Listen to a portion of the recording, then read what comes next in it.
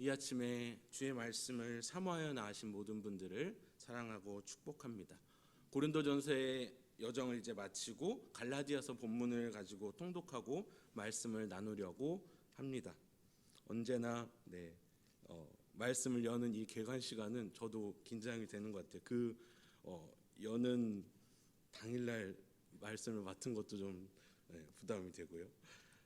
로마서 함께 이제 교리적 서신으로 잘 알려진 갈라디아서는 오직 믿음이라는 것, 또 그리스도인의 자유함이라는 대주제가 서신 전체에 녹아져 있습니다.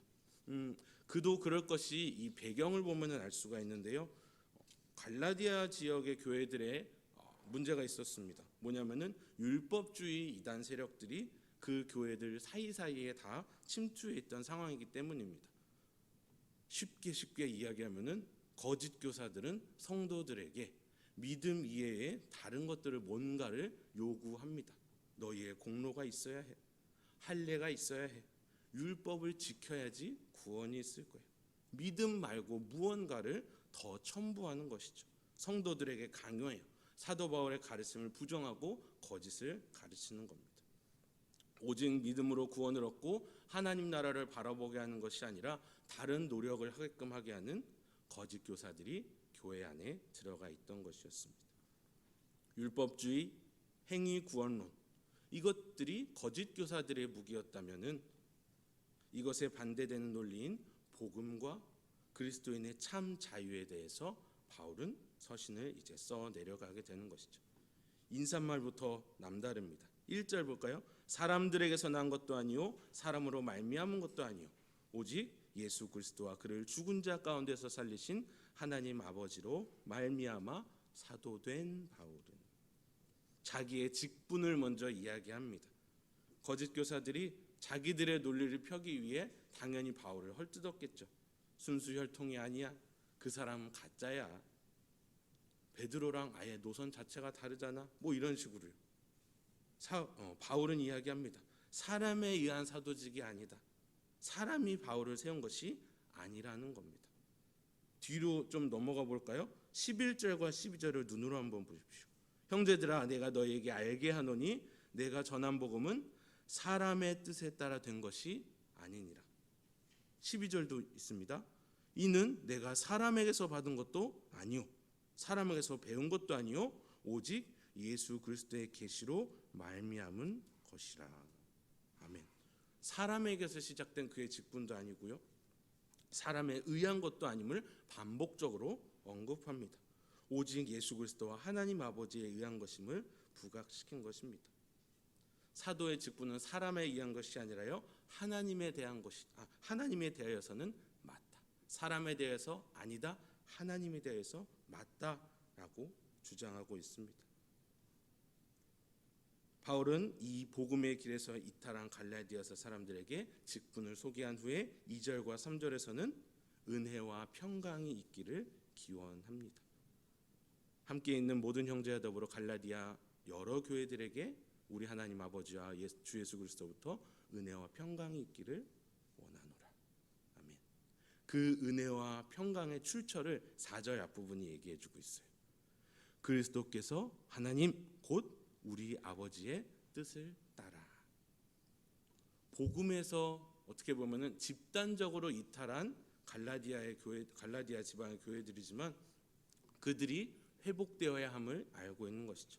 그들을 악한 세대에서 건지고자 하시는 우리 하나님 아버지로부터 오는 그 은혜와 평강이 있기를 바울은 기원하고 있습니다. 거짓 가르침으로부터 회복되어야 하는 은혜도 있어야 할 것이고요, 그리고 참된 가르침을 다시 회복하게 됨으로써 받는 평강이 그들에게 있어야 합니다. 바울이 그것을 기원하는 거예요. 그 마음으로 편지를 써 내려갑니다. 은혜와 평강의 출처가 있었다면 은혜와 평강의 목적과 수단이 그 다음에 있어요.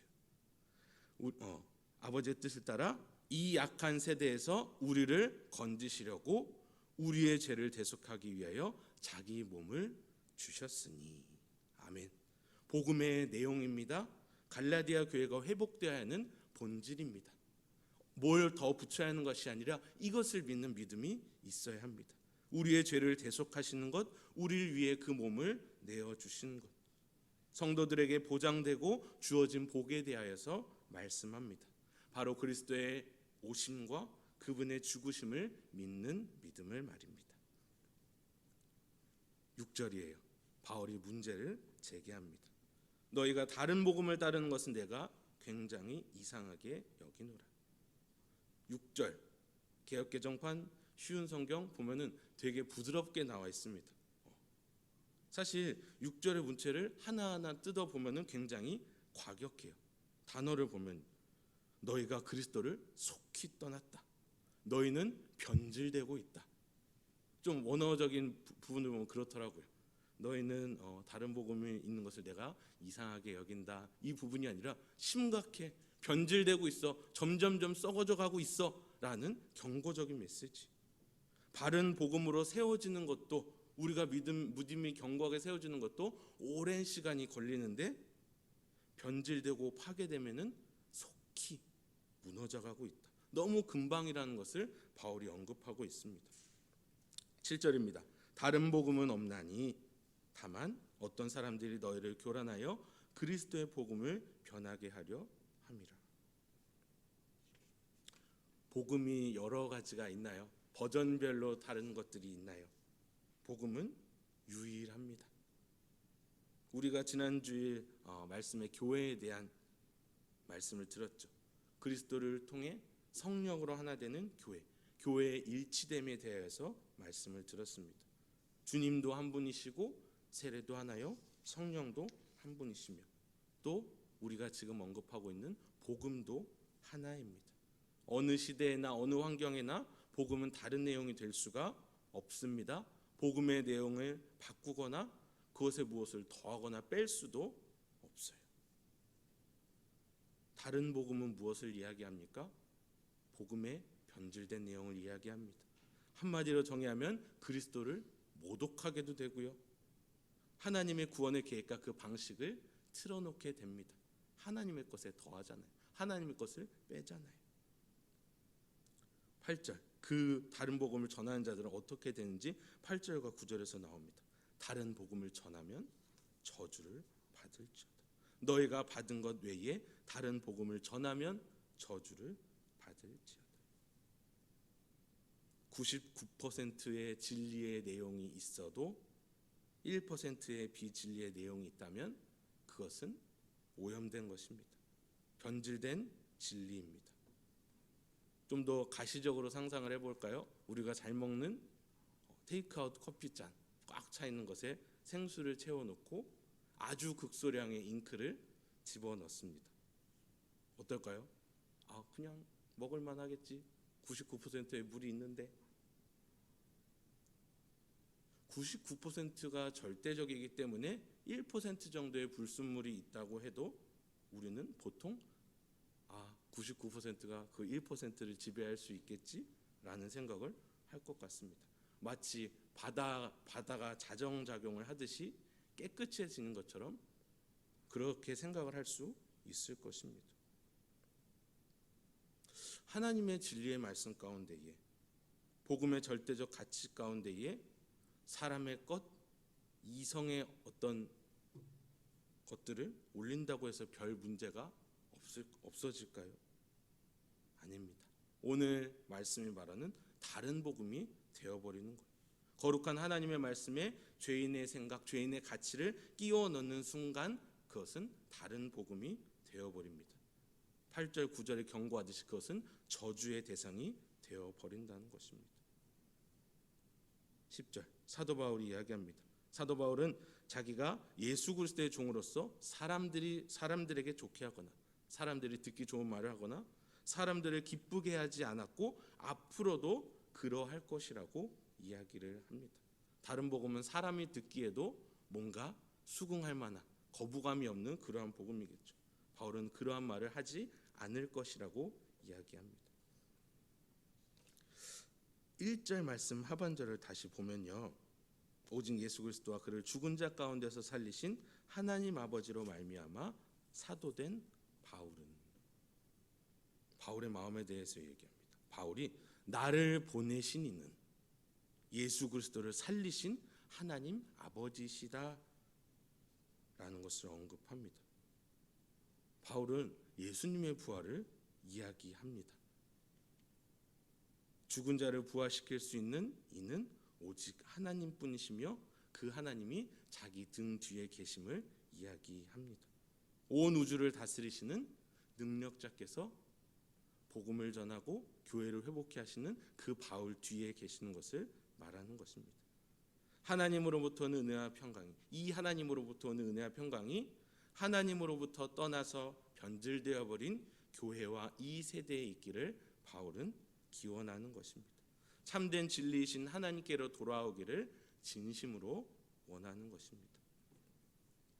율법을 지켜야 돼. 다른 게 더 중요해. 더 너희가 말씀 말고 노력하는 것이 있어야지 라고 말하는 자들에게, 그것에 미혹된 자들에게, 바울도 율법주의에 사로잡혀 있었던 사람이었습니다. 또 예수의 이름만 들어도, 예수 믿는 사람들만 봐도 눈이 뒤집혀지는 사람이었습니다. 하지만 그가 부활하신 주님을 만났습니다. 오늘 통독 본문 중에도 들어가는데요, 2장 16절, 갈라디아서 2장 16절 말씀. 사람이 의롭게 되는 것은 율법의 행위로 말미암음이 아니요 오직 예수 그리스도를 믿음으로 말미암는 줄 알므로 우리도 그리스도 예수를 믿나니 이는 우리가 율법의 행위로서가 아니고 그리스도를 믿음으로써 의롭다함을 얻으려 합니다. 율법의 행위로서는 의롭다함을 얻을 육체가 없느니라. 아멘. 바울은 부활하신 예수님을 만나 은혜와 평강을 입은 자입니다. 우리 또한 예수님을 만나서 믿음으로 하나님으로부터 오는 은혜와 평강을 입은 사람들이에요. 우리는 바울처럼 사도의 직분을 받을 수는 없지만 늘 사도의 가르침, 말씀을 듣고 배우며 살아갑니다. 성도의 삶은 부활하신 예수님과 이를 가능케 하시는 우리 하나님 아버지를 증거하는 삶이에요. 그분을 오직 믿음으로 살아가는 삶입니다. 바울을 포함한 사도들이 자기가 보고 듣고 배운 것들을 세상에 증거하였던 것처럼 또 우리도 이 일에 마땅히 증인이 되어야 할 것입니다. 우리도 우리의 믿음을 보여야 할 것입니다. 다른 복음에 미혹되지 않고 오직 믿음으로 우리가 구원을 얻은 것처럼 미혹되지 않고 그 진리를 수호하는 증인으로 나아가야 하겠죠. 우리는 능력이 없어요. 너무 잘 알고 있습니다. 하지만 그리스도께서 교회로 모인 우리를 하나로 묶으시고 성령께서 일하신 것과 같이 우리가 증인의 삶을 살아가는 가운데에, 참 복음을 살아가는 가운데에 성령께서 우리와 함께해 주실 것입니다. 갈라디아서 이제 여정이 이제 시작되었는데요.